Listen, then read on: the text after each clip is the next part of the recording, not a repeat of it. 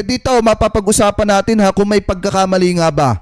Etong si former Senator Antonio Trillanes at etong si NBI Director Melvin Matibag. Ano po doon sa pag-implement ng arrest warrant dito po kay Senator Bato de la Rosa. Kasi meron pong statement dito mga kababayan si General Torre na kung saan hindi po siguro maintindihan ng iba. So eto mga kababayan, pag-usapan po natin at bigyan natin ng kapaliwanagan etong patungkol po sa usapin na ito. Kasi sabi dito, what if si General Torre ang umaresto kay Bato? So ito, pakinggan po natin. Kasi baka gayahin. Pero alam mo, yan nga, pinag-isipan ko, pinasulat ko nga, sabi ko, ang answer rito, susulat ko, pag-aralan ko talaga. You know, hindi trabaho ng pulis ang pumili kung aling warrant na gusto niya sundin o kung anong ayaw niya. Ang trabaho ng pulis ipatupad ang batas at hindi mag-interpret ng personal na opinion. Sa kasong to, Interpol, ICC, okay?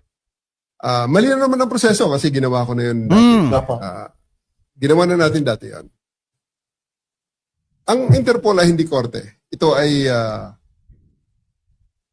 platform for international police cooperation. Tama. At signatory tayo dyan. Okay, hindi tayo member kasi ng ICC. So, wala na ang ICC sa atin. Pero kung dumaan ang ICC sa Interpol, at ang Interpol nagkaroon ng valid request sa atin, at dumaan naman sa tamang channels, na kinilala ng gobyerno, may obligasyon tayo. No, may obligasyon ang Pilipinas, Milos, at panindigan at gawin ang kanyang obligasyon based dun sa pinirmahan niya sa tratado.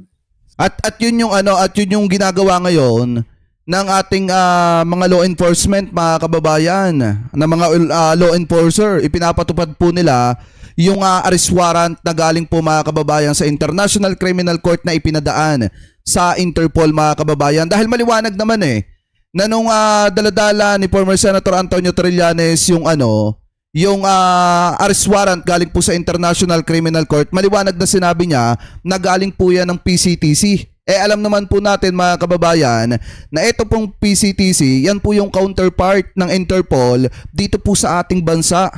So ibig sabihin, kung may arrest warrant galing sa International Criminal Court mga kababayan at ipinadaan sa Interpol, malamang sa alamang na dyan po talaga dadaan sa PTCT. Tama ba yung pagkakabanggit ko? Wait nga lang. Ayan. Dito dadaan mga kababayan sa National Central Bureau and then going to PCTC mga kababayan. So ngayon, ituloy pa natin. So, marami nagsasabing ang unconstitutional. Naintindihan ko ang emosyon doon. Pero ang tanong, hindi yung gusto mo ba, kundi legal ba ang proseso? Tama. Hindi naman, marami ng abogado. Ito yun nangyari kay former Senator Antonio Trillanes at saka kay, sa NBI mga kababayan na pag-i-implement nila ng arrest warrant kay Senator Bato de la Rosa, legal po yun. Kasi yung iba nalilito Bakit sinasabi nila na, di ba dati PNP yung nagpanimula ng pag-aresto kay dating Pangulong Duterte, pero bakit ngayon NBI mga kababayan? Tandaan po natin mga kababayan na ang NBI ay law enforcement din, and then may mga law enforcer din sila na tagapagpatupad ng batas. So ngayon, kung sa kanila bumagsak mga kababayan, yung arrest warrant ni dating Pangulong Duterte, ni Senator Bato de la Rosa, natural na kailangan po nilang i-implement yan kay Senator Bato de la Rosa. So ngayon dito sa point na ito, wala ako nakikitang mali ng NBI mga kababayan at ni former Senator Antonio Trillanes. So ituloy pa natin. Although ito klaruhin ko, itong question na to dito sa Pilipinas, ito ang klase na sabi dito ni mga iyakin parang bata di nakahuli ng daga. Bakit masyado kang iyak ng iyak sa comment section?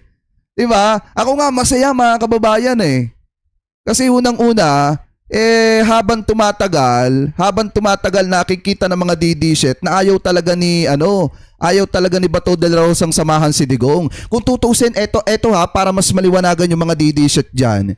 Wala na kaming pakialam mga kababayan kung maaresto man or hindi si Senator Bato. Kasi yung pinuno nandun mabubulok na dun sa International Criminal Court.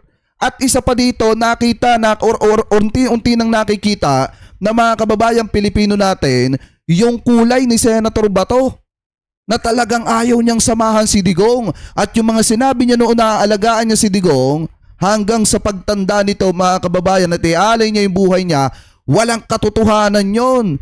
Kaya kung sino man, eto para sa akin, alam nyo, ang dapat talagang umiiyak dito, hindi tayo eh. Ang dapat na totoong umiiyak dito at patuloy na umiiyak ngayon, yung mga DD shit. Bakit mga kababayan, kasi nabudol kayo ni Bato? Anyway, tuloy pa natin to. Ang question na pag ibinigay mo sa 3 abogado, gaya nyo, 3 kayo. Sa totoo lang, pag pinabayaan ko rito na magdebate, siguro, Magkakaiba. hindi lang yun. Ang opinion na makuha natin dito, 4. Totoo yan. Totoo to mga kababayan. Kasi alam naman talaga natin na pag pinag-usapan natin yung international law, talagang napakalalim yan. Napakaraming interpretasyon. Kaya nga tama po yung sinasabi dito ni General Torre. Pag 3 abogado yung nag-usap mga kababayan, magiging 4 yung ano dyan, lalabas na interpretasyon o opinion. Kasi nga, minsan didibatihin mo din yung sarili mo eh. 'Di ba? Minsan itatanong mo din sa sarili mo, ba't nga ganun? Ba't sobrang lalim nga ng usapin na to? Totoo po yung sinasabi niya dito. Anyway, tuloy pa natin. Si Ayam, dinidebating sarili niya. Di ba? Di ba? Ganun talaga. Hindi talaga. Kaya nga, ang Korte Suprema, palaging bihira ang en banc na lahat ay unanimous, no? Tama. Na mag-unanimous. Palagi may dissenting opinion. Pero syempre, dahil yan ay isang collegial body, ang majority Wins. wins. So, meron ka mang, kahit sa Korte Suprema, meron ka mang dissenting opinion dyan, pero it will be set aside kung ikaw ay nasa minority. So, Eto kasi yung problema dito. Kung hindi kasi uunawain ng iba yung sinasabi ni General Torre, hindi nyo kasi maiintindihan talaga yung gusto niyang i-point dito. Ang gusto niya kasing i-point dito mga kababayan, ang gusto niyang iparating sa mga kababayang Pilipino po natin, kapag tama at maayos yung proseso ng pag-aresto mga kababayan, wala tayong malalabag eh. Kung may masabi man yung iba, sinasabi na lang nila yon. Pero kung maayos at tama yung proseso, walang malalabag. At dito naman mga kababayan, sa ginawa ni NBA, sa ginawa ng NBI, tsaka po ni former Senator Antonio Trillanes, wala po silang nilabag. Bakit mga kababayan? Ano ba yung sabi dito ni ano? Wait lang pakita ko sa inyo. Nasaan yon? Yan. Ano ba yung sabi ni former Senator Antonio Trillanes nung nagpunta siya sa Senado and then nung isa-serve nila yung arrest warrant kay Senator Bato de la Rosa? Eto, pakinggan natin So, ito yung warrant, di ba? Nakita nyo kanina. So, itong warrant na to was officially transmitted kanina. No? Nag-appear siya. So, dun sa PCTC. Di ba binanggit niya yung PCTC? Itinansmit mga kababayan yung warrant of arrest pamula po sa International Criminal Court, itinansmit sa Interpol, and then itinansmit ng Interpol mga kababayan sa PTCT. Tama ba yung pagkakaano ko? PCTC. Ayan. So iniano dyan mga kababayan, kumbaga dito po ibinagsak sa madalit salita. So ngayon kung titingnan nyo dyan, kinuha ni former Senator Antonio Trillanes at ng NBI yung arrest warrant ni Senator Bato de la Rosa. So ngayon kung dyan po ibinagsak mga kababayan sa Philippine Center on Transnational Crime, ibig sabihin yan po ay legal, dumaan sa tamang proseso. Ano po? So ngayon ituloy pa natin. sa akin, simple-simple ang prinsipyo ko. Wait lang, balik tayo dito. Yan. Okay. So yun yung Interpol representative na. So may Interpol din dito, sir? Ayan napakaliwanag. Yung PCTC, yan po yung Interpol counterpart dito po sa Pilipinas o Interpol representative dito po sa Pilipinas. So, yeah. So ngayon, ako personally, nandito ako kasi hinamon niya ako eh. Di ba? Hinamon niya ako. Kaya sinamahan ko yung mag-aaresto. Di ba? O ngayon, we will make sure na ito ay ma-enforce. Kasi yung Senate, nung ako, inisyuhan ako ng warrant. Tsaka take note mga kababayan eto point by point tayo. 'Di ba nung gabi nagsalita si presidente, napapansin nung iba na medyo matamlay daw yung presidente. Kasi para daw hindi ata alam yung mga nangyari. Pero kung tutuusin mga kababayan, alam talaga ni PBBM yon. Alam niyo kung bakit matamlay yung presidente? Kung sa inyo kaya nangyari mga kababayan, naakusahan ka ng kapatid mo na ikaw yung promotor, tapos sabihin pa sa publiko na ikaw yung nag-utos sa NBI na arestuhin si Bato de la Rosa, may madamay man na inosente, nabawian ng buhay or wala, basta mahalaga maaresto, kahit sino man lalambot doon. Lalo na kung ako, nakababatang kapatid, akusahan ako ng ate o kuya ko, na talagang ang iniisip ko na dapat ang ginagawa nila, pinoprotektahan nila ako kasi kapatid nila ako, at wala naman akong ginagawa masama. Kahit sino mga kababayan bilang isang tao, talagang manlalambot sa point na yon. Hindi, kahit ako, in my personal opinion, lalo na at nakikita ng presidente na ang Senado ngayon, talagang papunta na sa lusak at talagang matinding kahihiyan yung hinaharap. Ano po, na dating tinitingala, pero ngayon, pinagtatawanan. Kahit sinong presidente man lalambot talaga doon. Anyway, tuloy pa natin. Binasahan ako ng Miranda rights doon sa lounge. Alam niyo yan, publicly reported yan. Kaya yung mga presidents na sinasabi nila, yun nangyari sa akin yun. Pag kami valid na warrant, yun. And then valid po talaga yan kasi ipinadaan ng ICC mga kababayan sa Interpol, and then ipinadaan ng Interpol mga kababayan, ibinagsak ng Interpol sa PCTC. So ibig sabihin valid yan, dumaan sa tamang proseso. Diba ngayon, meron tayong batas. Republic Act 9851, sinasabi doon na kapag merong akusado na iniimbestigahan ng International Tribunal, yun ay isosurrender ng Philippine authorities. So ito yun. At saka ito pa yung isang ano dyan mga kababayan Ito pa yung isang pinakamatinding pinag-uusapan din dyan. Yung mismong batas natin na kapag may isang tao na talagang akusado or nililitis, halimbawa or nililitis na lang or kailangan litisin sa International Criminal Court, kailangan po talagang isurrender yan. Yun ay isosurrender ng Philippine authorities. So ito yun. Okay? Ngayon, nananawagan tayo kay Senate President Alan Cayetano, gawin niya yung tama. Huwag siya mag-cuddle ng fugitive. Tama. Di ba? Ganun lang kasimple yun. Tsaka, mayabang si Bato di ba? Papahuli daw siya. O dito na ngayon yung huli sa kanya. Ayan kita nyo, binanggit dito ni former Senator Antonio Trillanes yung PCTC.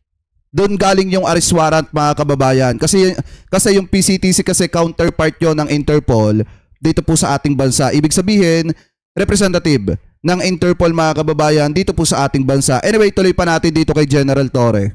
The law must mean something. Kapag ang batas ang pinili, problema kasi kung ang batas pinipili mo kung kailan sundin, mawawala ang rule of law. Yung selective justice.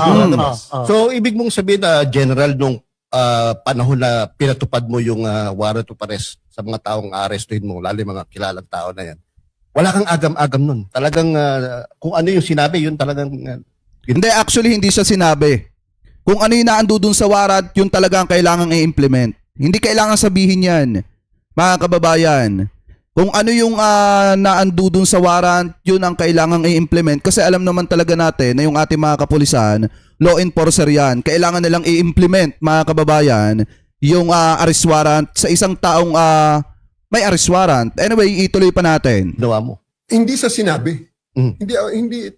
Tama. Natin, ginawa ko yung ginawa ko nung ginawa natin yun nung birthday ko pa. O nga. Hindi sa dahil inutos. Kundi Tama. ako naniniwala na ang proseso ay tama. Ito yung warrant, ito yung dapat gawin. Itong nasa... So, dun mo parang... Kung pagbabasehan nyo yung sinabi niya, mga kababayan, dun sa ginawa ng NBI at saka ni former Senator Antonio Trillanes nung sinamahan niya yung NBI, tama ba ang ginawa ng NBI? Tama! Bakit mga kababayan?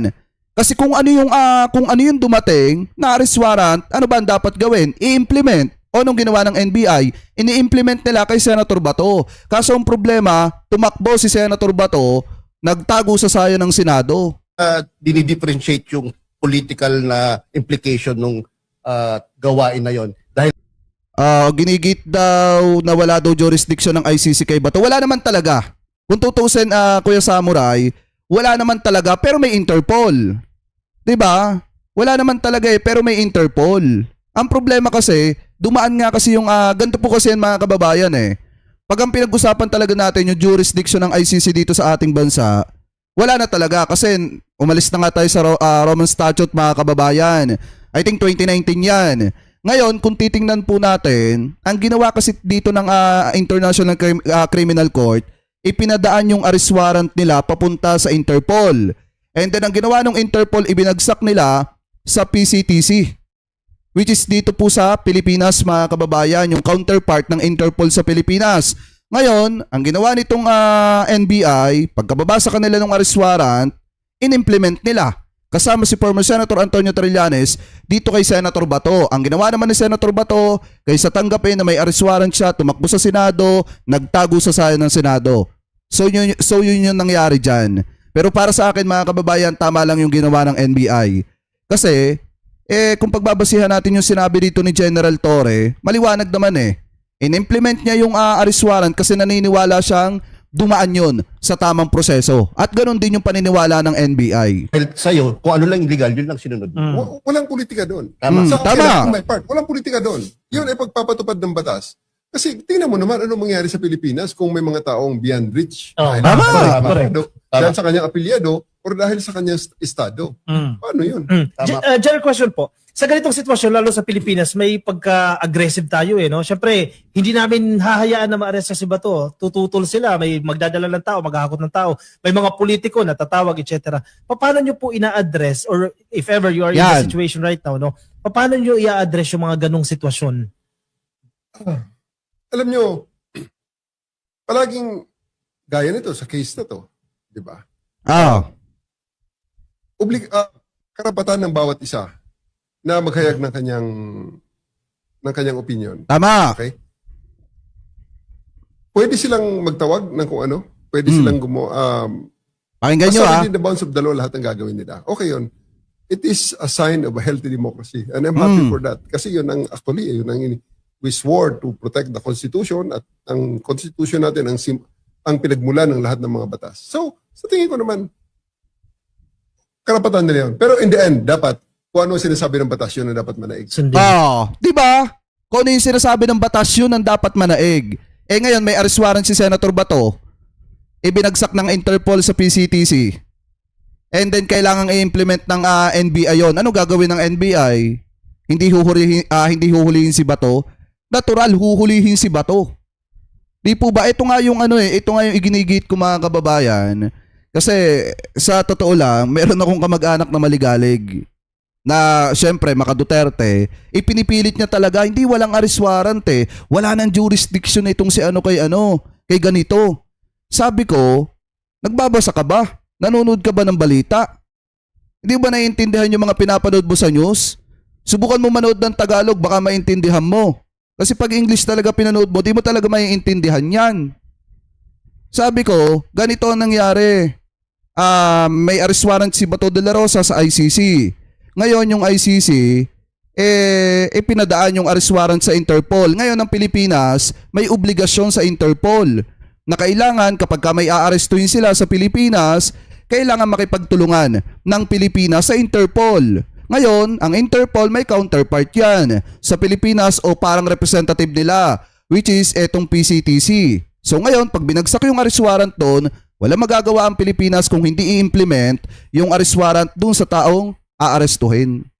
At wala tayong nakikitang mali doon, mga kababayan, kasi yun dumaan sa tamang proseso yun. Di po ba? So ngayon, ito, para mas maliwanag pa, paliwanagin pa natin ng konti. Ito, may interview si General Torre kaninang umaga. Pakinggan natin yung interview niya kaninang umaga kasi natanong siya dito kung ano yung prosesong ginamit niya kay Duterte noon. Kayo po yung nanguna, Philippine National Police. Ngayon po kasi mukhang NBI ang naatasan. Kanino po ba talagang ahensya nakamandato yung pagsuserve ng warrant kung ang warrant ay nanggagaling sa International Criminal Court? Kasi we were also expecting na baka PNP ang mag-serve, pero this time kasi NBI Well, ang warrant kasi na ICC ay, international warrant yan, ano? Ang una dapat maintindihan dito, unang-una, ito yung klase ng mga kaso na pag binigyan sa 3 abogado. Okay, ito nyo ako ano yung sinasabi niya mga kababayan doon sa mga nakaraang interview niya, yun pa rin yung sinasabi niya dito. Walang binabago. Para pagdebatihan nila, makakita ka ng 4 na opinion. May isang abogado, dinidebate yung sarili niya. Ganito katikis yan. Wait lang, may tanong lang mga kababayan, yung isa nating supporter, si Ma'am Telma. Sabi dito, kung dumaan sa Interpol, bakit di pinaaresto ni PBBM Bato? Kasi nga po, naglabas ang Korte Suprema ng resolusyon na pinagpapaliwanag ano po, itong kampo ng gobyerno at itong kampo ni Senator Bato de la Rosa ng 70 to 72 hours mga kababayan. Ngayon, habang gumugulong yung oras na yon, bawal arestuhin si Senator Bato de la Rosa. Sana nasagot ko po. Issue na ito. Okay, so ang sa akin lang personal, ang unang dapat maintindihan dito, hindi opinion ang basihan, kundi ang legal na mga proseso. So, unang tingnan, may lawful request ba?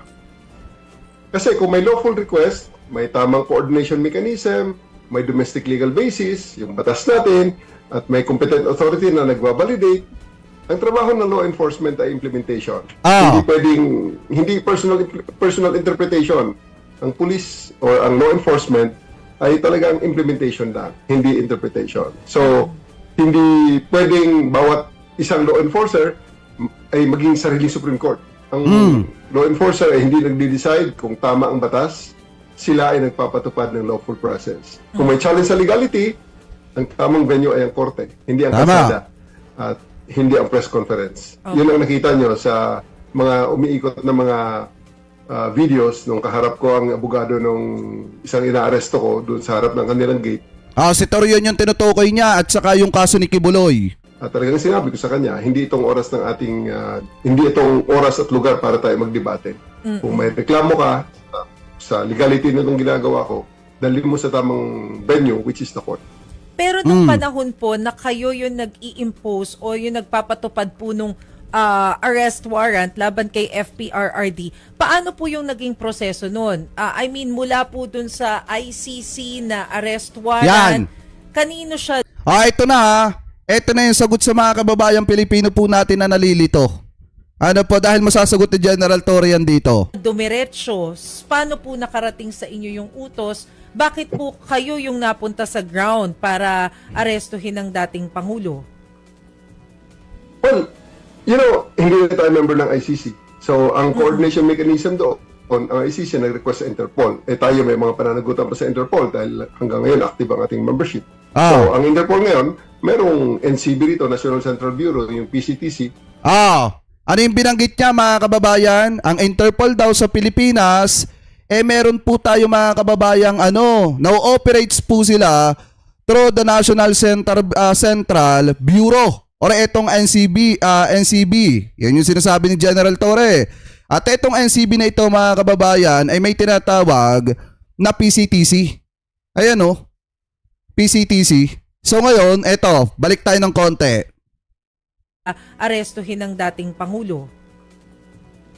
Well, hindi na tayo member ng ICC. So, ang coordination mechanism doon, ang ICC nag-request sa Interpol. Tayo may mga pananagutan pa sa Interpol dahil hanggang ngayon active ang ating membership.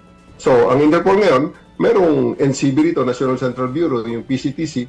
At ang PCTC ay in-assist lang namin para sa... Ano yung sabi niya dito? Yung PCTC, yun yung in-assist. At ang PCTC ang in-assist lang namin para sa pag-serve ng warrant na yun. Kaya ko po natanong yan kasi nga po, hindi ko pa rin pala... Di ba mga kababayan, ganun din ang ginawa ni na former Senator Antonio Trillanes dito. Ito, ulitin ko ng konti ito para maliwanagan kayo. So, ito yung warrant, di ba nakita nyo kanina? So, itong warrant na to was officially transmitted kanina. No? Nung nag-appear siya, so, dun sa PCTC. Okay. So, yun yung Interpol representative na. 'Di ba mga kababayan? Ayan. Kita nyo Diba? Iyan yung pinakamagandang paliwanag dyan. Itong arrest warrant ni Bato de la Rosa, officially transmitted sa PCTC. Yun po yung counterpart, representative ng Interpol dito po sa Pilipinas. So, ibig sabihin, maliwanag. Dumaan sa tamang proseso yung ginawa ng NBI at ginawa ni former Senator Antonio Trillanes. Hindi pinag-uusapan dito kung may jurisdiction ba o wala ang ICC. Ang pinag-uusapan dito kung dumaan ba sa tamang proseso. At maliwanag mga kababayan na dumaan sa tamang proseso. Kasi yun din naman ang ginawa kay Duterte. 'Di ba? Sinabi nga dito ni General Torre, inassist nila yung PCTC. Kasi nga may arrest warrant galing po sa International Criminal Court na ipinadaan sa Interpol. So maliwanag na mga kababayan. Isipan pa rin po sa akin kung bakit magkaibang agency yung nagpatupad noon sa arrest warrant laban kay FPRRD at yung ngayon po kung natuloy yung pagsaserve ng arrest warrant kay Senator Bato, bakit magkaiba ng agency? Connected din po ba ang NBI doon po sa Interpol? Pakinggan nyo Ganun po ba yun? I think we have the Interpol Bureau. Dati nga, ang NCB is NBI. So, sa ngayon, may presidential order may receive order ba na creating the PCTC na naging National Central Bureau ng Interpol. So, yun ang ating ina-assist. Pero sa ngayon, ang NBI, I think they still have that coordination mechanism and that platform para sa Interpol. Kayo po. Ano? 'Di ba? Ano yung tingin ni General Torre? Naniniwala siya na itong NBI mga kababayan ay dumaan din sa tamang proseso at may coordination. Kasi nga, noon daw kasi mga kababayan, ito po kasing NCB, yan po ay parang connected din sa NBI mga kababayan. Yun yung sinasabi ni General Torre dyan. So ibig sabihin, etong NBI ay may karapatan din na i-implement yung arrest warrant ni Senator Bato. Ano po, kasi nga naniniwala si General Torre na dumaan din yan sa tamang proseso, mga kababayan. Ano po, so sana naliwanagan yung mga kababayang Pilipino po natin na naguguluhan po dito sa usapin po na ito, mga kababayan, kasi ito po talaga yung isa sa pinagtatalunan ngayon kung bakit nga daw NBI yung nag-implement ng arrest warrant itong si Senator Bato de la Rosa at sinasabi naman ng iba wala na daw jurisdiction ang ICC dito sa Pilipinas. Bakit daw po inaaresto itong si Bato? So ngayon, at least kahit papaano naliliwanagan tayo mga kababayan kung ano nga ba yung katotohanan patungkol po dito. Pero para sa akin mga kababayan ang hindi ko talaga maintindihan hanggang sa ngayon kung paano nakatakas itong si Senator Bato kasi may mga kumakalat na picture ngayon. Grabe yung kumakalat na picture mga kababayan. Ito yan na kung saan sabi dito sa Abante News Online. Basahin po natin Wait lang, yan. Yan. Sabi po dito, selfie matapos ang putukan. Matapos ang putukan, ibinahagi ni Senator Joel Villanueva ang larawan niya kasama ang ilang senador at si Interior Secretary John B. Cremulya sa opisina ni Senate President Alan Peter Cayetano.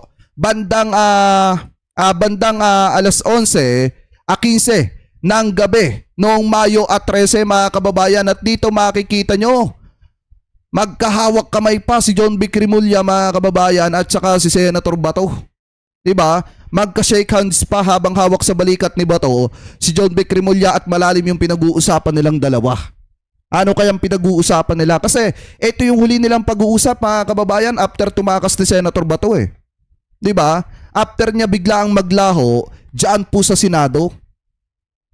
Alam nyo, kung makitid-kitid lang yung utak ko, isipin ko baka kasama to sa pagpapatakas kay Bato 'Di ba? Baka kaya hindi niya tinrabaho yung arrest warrant ni Senator Bato de la Rosa mga kababayan noong November at pilit nilang pinagtatakpan dahil nga kaibigan nilang matalik etong si Senator Bato at pinoprotektahan nila eto pong si Senator Bato. Alam niyo mga kababayan ako mananawagan ulit ako kay Presidente, tanggalin niyo na ito. Talagang sa totoo lang, ang taong bayan ay inis na sa mga nangyayari. Lalo na nung hindi na-aresto etong si Senator Bato de la Rosa. Kasi mga kababayan, ayan di ba napakaliwanag dito sa sa picture? Sabi nga dito, basahin pa natin selfie matapos ang putukan, ibinahagi ni Senator Joel Villanueva ang larawan niya kasama ang ilang senador at si SILG, Secretary John B. Cremulya sa opisina ni Alan Peter Cayetano. Ayon kay Villanueva, ilang metro lamang ang layo nila sa lugar kung saan naganap ang pagpapaputok daw mga kababayan at ramdam pa umano nila ang usok mula daw po sa insidente. Binigyan din ng senador na hindi sapat ang terminong Senate under attack upang mailarawan ang bigat ng nangyari. Dahil sa sobrang bigat nga mga kababayan, dumating sa point na nagtatawanan sila sa lamesa. Etong si Alan Peter Cayetano, John B. Cremulya at yung iba mga senator at yung iba chill lang naman mga kababayan. So ngayon, dito makikita nyo sa larawang ito na talagang mukhang nagkamali ata si Presidente ng pagtitiwala dito po kay John B. Cremulya mga kababayan. Kaya nga para sa akin, dapat po talagang tanggalin na etong si Secretary John Vic dahil nga unang-una mga kababayan, taong bayan na po mismo ang nagsasabi at nakikiusap na palitan na. Napalitan na po ito ng isang tao na talagang kayang trabahuin mga kababayan yung DILG. Ibig sabihin, kayang magtrabaho para sa ikagaganda ng bansang Pilipinas at para sa ikahuhuli ng mga nagtatago sa kamay ng batas. So yan, mga kababayan, kasi kung titingnan po natin kung ang pag-uusapan natin ay si former Senator Antonio Trillanes, maliwanag naman po yung sinabi niya eh. Sabi nga dito, huwag kang matutulog ng dalawang mata. Ganito naging mensahe ni former Senator Antonio Sonny Trillanes, deport kay Senator Ronald Bato de la Rosa. Kasunod na mga ulat na umalis na sa Senate premises ang senador kahapon, Mayo 14. Sabi daw ni former Senator Antonio Trillanes, alam ninyo, si Bato de la Rosa, he only bought himself sometime, but ultimately, makukulong siya at madadala siya sa dahig. Yun po ay guarantee. You that I will be as persevering, relentless as ever. Yan po yung sabi ni former Senator Antonio Trillanes. At sabi nga dito mga kababayan, quote and quote, basahin po natin, Mr. Bato de la Rosa, we will be coming after you. Huwag kang matutulog ng dalawang mata kasi maaaring nandiyan na sa tabi mo ang hahabol sa'yo. Ayan di ba mga kababayan, talagang gigil na gigil dito si former Senator Antonio Trillanes, talagang papapanagutin niya ito, tahabulin niya ito hanggang sa maisyapi, papuntang dahig mga kababayan. Kasi ako naniniwala talaga ako kung nakatakas si Bato ngayon, hindi habang buhay papabor sa kanya. Maaaresto at maaaresto siya, madadala siya sa dahig. Kita nyo ba yung nangyari kay Digong?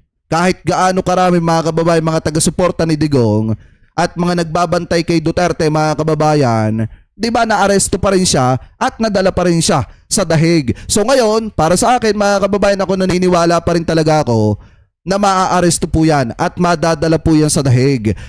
So kung makikita po natin, alam naman natin, pag si former Senator Antonio Trillanes na nagtrabaho niyan, talagang masyasyapi yan papunta ng dahig mga kababayan. So kayo po ang tatanungin, ano po ang masasabi ninyo hinggil po dito sa mga sinabi ni General Torre mga kababayan at na ito pong si former Senator Antonio Trillanes patungkol po dito sa nangyaring pagtakas ni Senator Bato de la Rosa at patungkol dun sa naging implementasyon ng NBI mga kababayan at ni former Senator Antonio Trillanes dito po sa arrest warrant ni Senator Bato de la Rosa. So comment below na lamang po kung ano po masasabi nyo hinggil po dyan.